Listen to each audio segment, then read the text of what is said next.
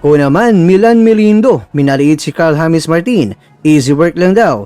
Maugong ngayon sa mundo ng Philippine boxing ang matapang na pahayag ng dating world champion na si Milan El Metodico Melindo matapos itong patulan ang usap-usapan tungkol sa posibleng paghaharap nila ng rising star ni si Carl James Wonderboy Martin. Sa isang kumakalat na screenshot ng usapan sa social media, diretsahang sinabi ni Melindo na easy work o madaling trabaho lamang para sa kanya ang talunin ng batang boksingero mula sa Ifugao. Dagdag pa niya, handa siyang maglagay ng pusta o money down para patunayan ang kanyang kumpiyansa na siya ang lalabas sa panalo kung sakaling matuloy ang naturang bakbakan. Nagsimula ang diskusyon ng magkomento ay isang netizen na si Coach Vance na nagsabing hindi pa handa si Martin para sa level ni Melindo. At ayon sa komento, nahihirapan pa umano si Martin sa mga unknown na boxers kaya lalong mahirapan ito kay Melindo. Kahit wala na sa kanyang prime si Melindo, ang teknik at karanasan nito ay sapat na para talunin ang mas batang si Martin.